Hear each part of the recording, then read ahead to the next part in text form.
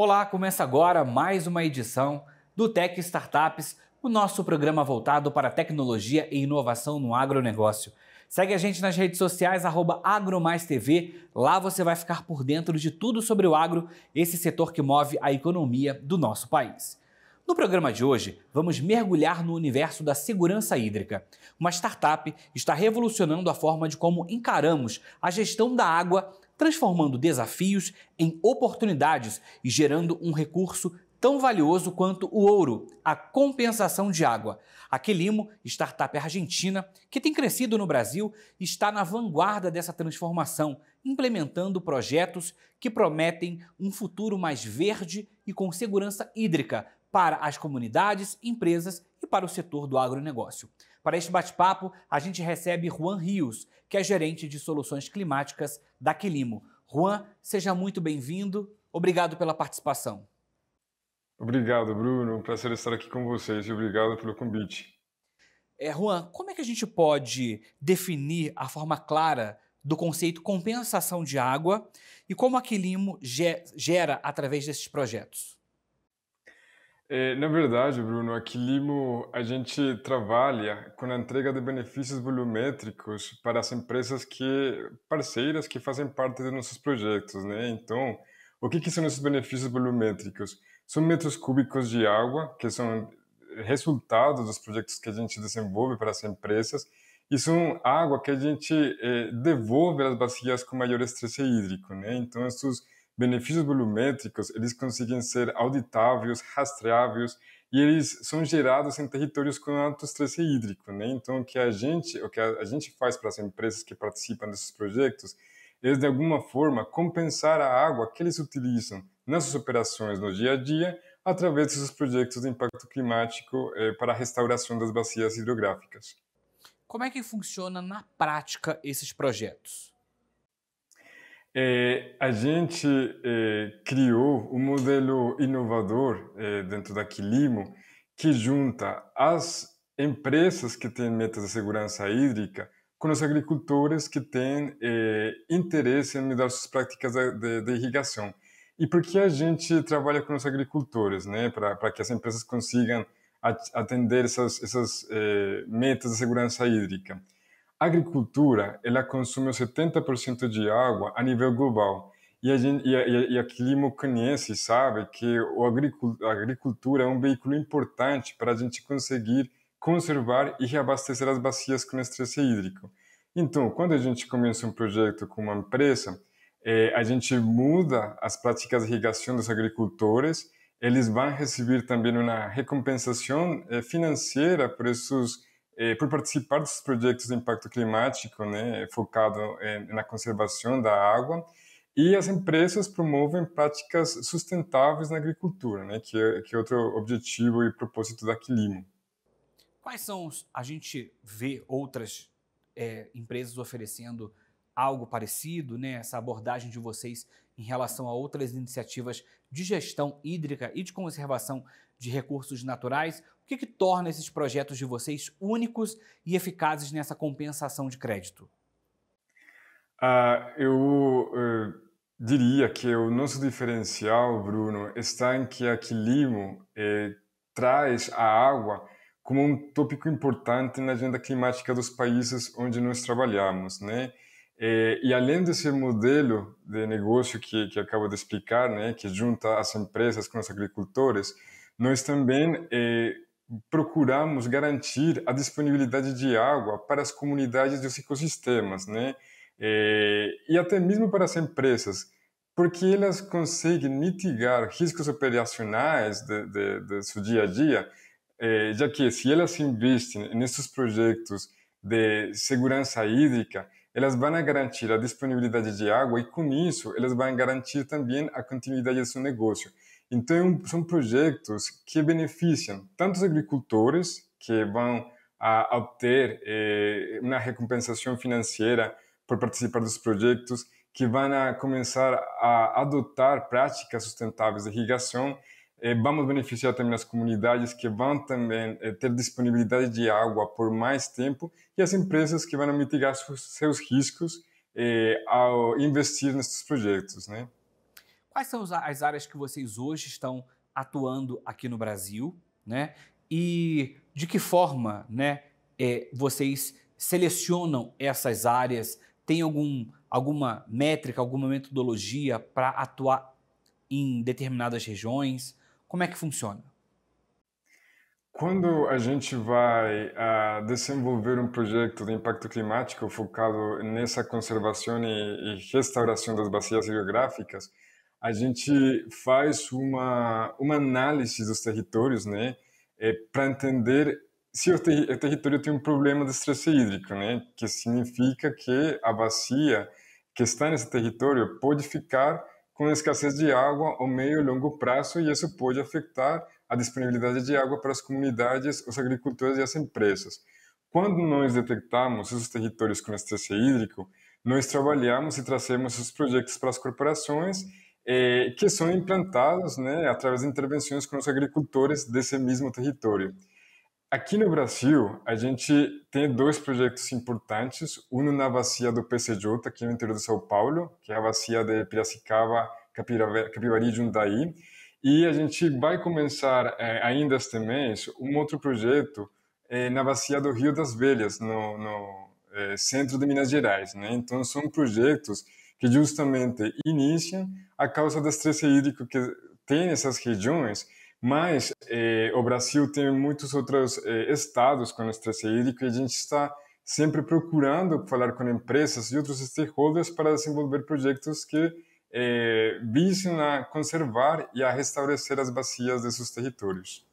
Juan, a gente sempre fala, né, de futuro quando a gente está falando de crise hídrica, de crise climática. A gente continua falando sobre futuro, mas a gente está vivendo essa realidade no presente, né? A gente já tem essas regiões que estão vivendo problemas de crise hídrica, já não é de agora, né? Assim que vem em todo o guarda-chuva da crise climática. Uma das soluções para que a gente consiga, lá no futuro, recuperar tudo isso é já a gente dar início a esses projetos, né? Não dá mais para poder só pensar, estruturar, tentar buscar soluções. A gente já precisa botar isso na prática para que a gente consiga, num menor espaço de tempo, num curto espaço de tempo, conseguir fazer essa regeneração toda. Seria uma utopia falar isso, que a gente, num curto espaço de tempo, vai conseguir recuperar, ou é um trabalho de longo prazo? Nos projetos que nós desenvolvemos, Bruno, são projetos que visam a conservação e restauração das bacias ao meio e longo prazo, até porque muitas das empresas que fazem parte dos nossos projetos, elas têm metas de segurança hídrica que vão a ser cumpridas ou que têm objetivo até 2030, né? Então a gente visa os projetos até 2030 ou além desse ano, né? Porém, na implementação dos projetos e nas intervenções que nós temos com os agricultores, nós já estamos começando a resgatar ou a restabelecer muita água através dos agricultores, né? A gente tem casos no Chile e no México, onde a gente tem, através da mudança do sistema de irrigação dos agricultores, a gente tem conseguido bastantes milhas de benefícios volumétricos, né, nas bacias mais estressadas desses países. A gente, ao longo deste tempo, a gente já conseguiu reabastecer 8 milhões de metros cúbicos nas bacias mais estressadas da América Latina, né? Eu estou contando Argentina, Chile e México, e ainda temos 30 milhões de metros cúbicos a ser reabastecidos com os projetos que estão em andamento. Então, isto faz com que as bacias mantenham seus níveis de água e com isso consigamos garantir a disponibilidade de água para as comunidades e os atores que estão nesses territórios. Então, uma questão que desde aqui Limo, né, a gente fala muito com as corporações e com os stakeholders, é a importância da ação coletiva, né? Nos unir todos para fazer desses projetos acontecer de uma forma mais rápida e que com isso nós consigamos criar um impacto real de uma forma mais a curto prazo. A gente pode, então, analisar que essa iniciativa, essa tecnologia, acaba fazendo uma rede, né? Atende a empresas, atende os agricultores e atende a comunidade. Exatamente, Bruno. E a gente também visa, né, a conservar o ecossistema, né, porque sabemos que das bacias tem muitos ecossistemas que dependem da água, né, desses territórios. Então, são projetos de um impacto real, tanto ambiental, social e de governança da gestão de água nos territórios, né. Então, a gente tem vários planos de ação com esses projetos. É um projeto que é um, né, a gente coloca em rede que atende a diversos setores. A gente tem visto isso muito, né? É preciso ter esse olhar especificamente, como eu já mencionei aqui, sobre essa questão da água. Juan, a gente vai continuar conversando sobre esse assunto, que ainda tem muita coisa ainda para a gente destrinchar sobre a Quilimo, sobre essa tecnologia, mas antes a gente vai fazer uma pausa, que a gente vai para o intervalo e volta já já.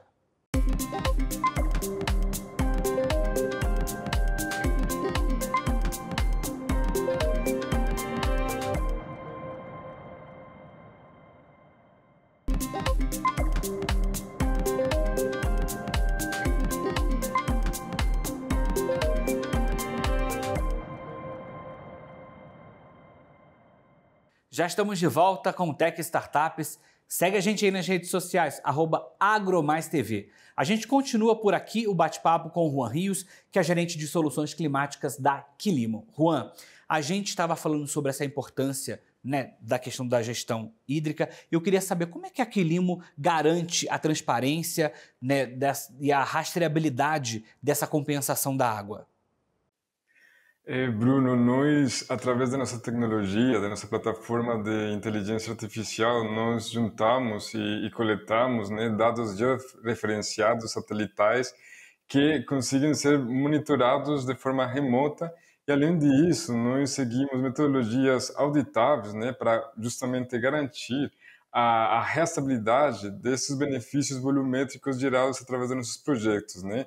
Então, cada metro cúbico economizado ou recargado às bacias de estresse hídrico é mensurado com base em evidências técnicas e pode ser verificado por terceiros, né? Então, todos esses resultados que nós entregamos às corporações que fazem parte de nossos projetos são entregues em forma de relatórios para que as empresas também possam utilizar essa informação em plataformas reconhecidas internacionalmente de reportabilidade, como o CDP Water, outros relatórios ESG e iniciativas de Water Stewardship ou gestão de água sustentável. Quais são os principais desafios e obstáculos que a Quilimo enfrenta na implementação desse projeto aí da geração de compensação de água aqui no Brasil? Bom, no tempo que a gente tem de atuação, né, aqui no mercado brasileiro, a gente tem detectado um desafio central que é a baixa visibilidade da crise hídrica no Brasil, né? Muitas empresas atualmente estão focadas em iniciativas de carbono, mercado de carbono, o que é importante, né, no tópico das mudanças climáticas, mas às vezes acabam deixando a gestão sustentável da água no segundo plano. Então, nosso papel, junto com outros stakeholders e parceiros locais, é justamente fortalecer a presença da água dentro da agenda climática nacional para a gente conseguir criar projetos de ação coletiva e motivar as empresas a investir na conservação e na restauração das bacias de estresse hídrico aqui no Brasil.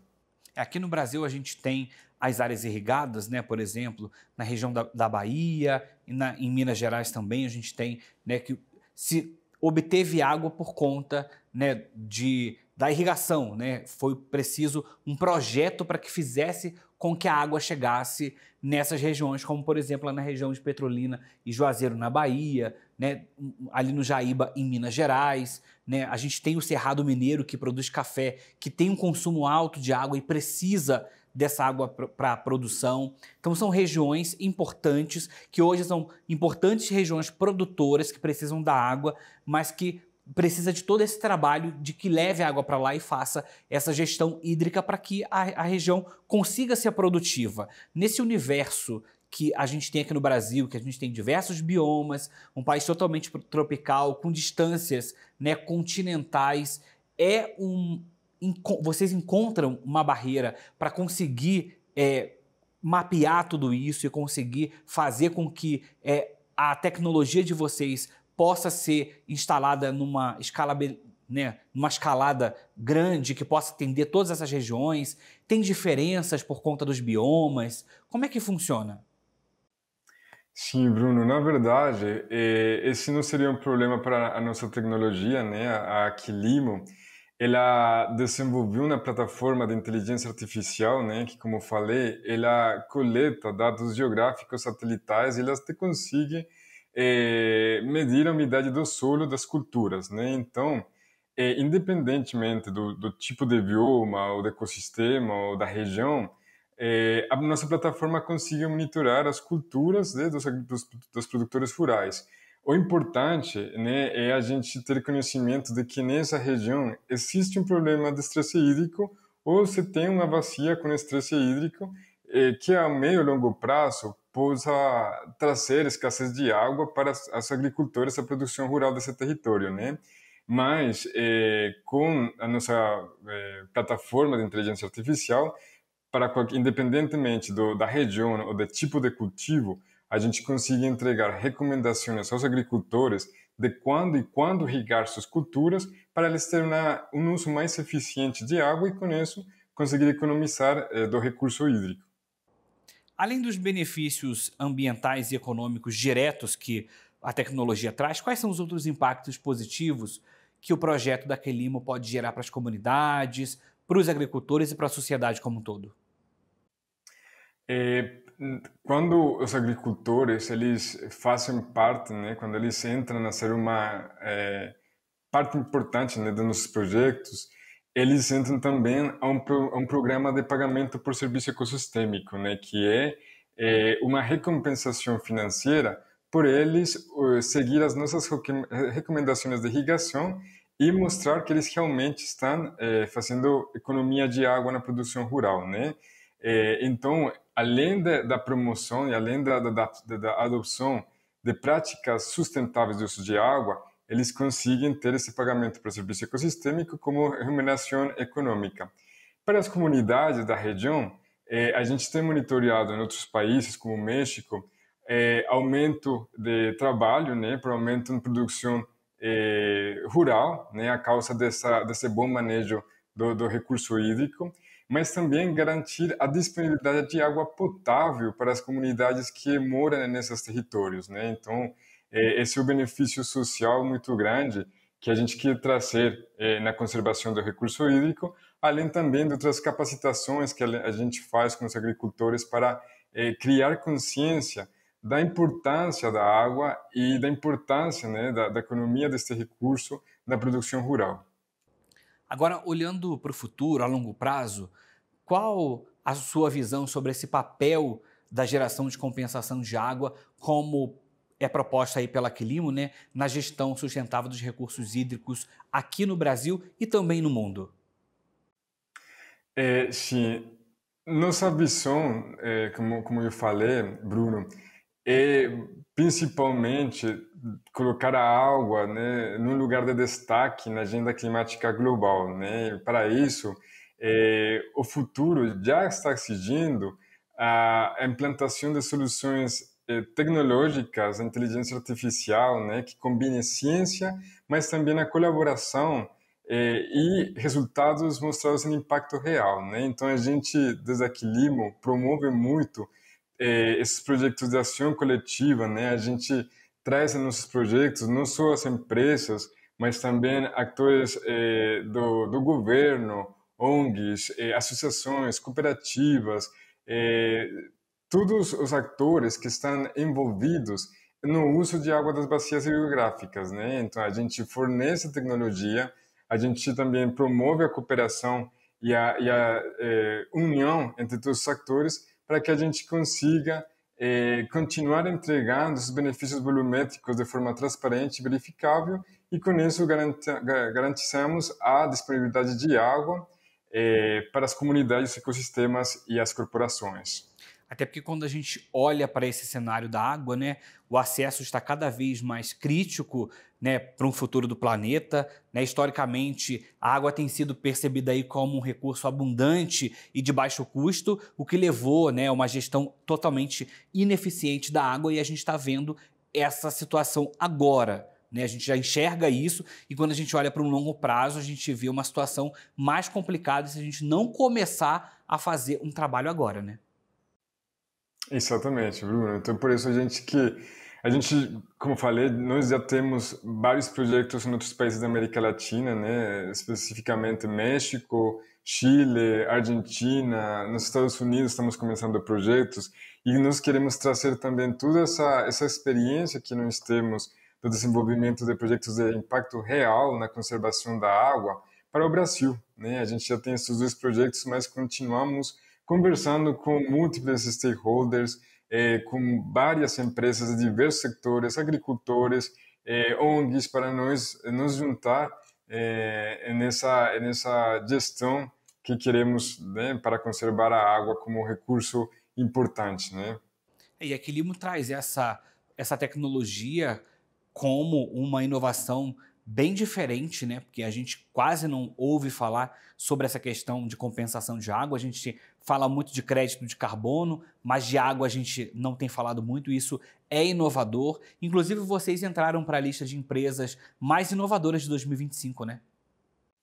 Exatamente. Esse ano a gente que recebeu esse certificado, né, como empresa mais inovadora, justamente pelo nosso modelo de negócio, né, de nós conseguir que as empresas que mais consomem água na América Latina, elas consigam compensar o uso de água através da inversão de nossos projetos, mas também porque nós estamos conseguindo, através de diversas intervenções, que os agricultores economizem água na produção rural, né? Então, nós já estamos entregando esses resultados através da nossa tecnologia, das nossas plataformas, e nós ainda continuamos com projetos pilotos de outro tipo de intervenções, como a agricultura regenerativa, que não só vai trazer o que não só já está trazendo, na verdade, um benefício enquanto a captura de carbono, mas também vai trazer muitos benefícios enquanto economia de irrigação para as culturas, né? Então a gente está também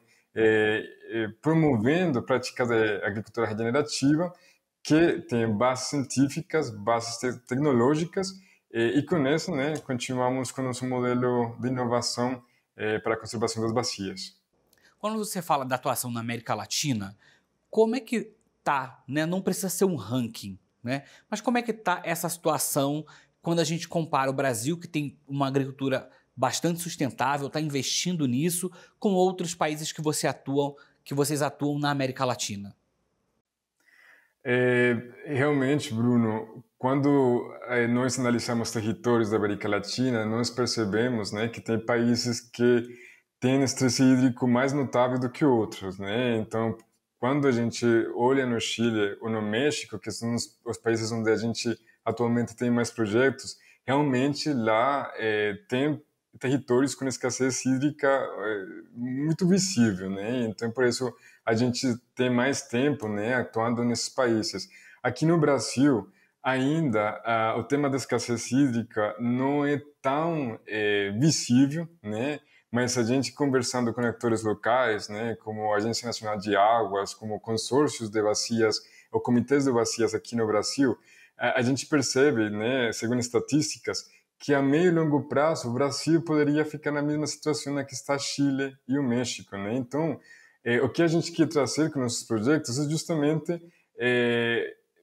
casos de impacto no qual a gente consiga reversar, né, essa situação na que o Brasil poderia alcançar, né, possivelmente o México e o Chile, né?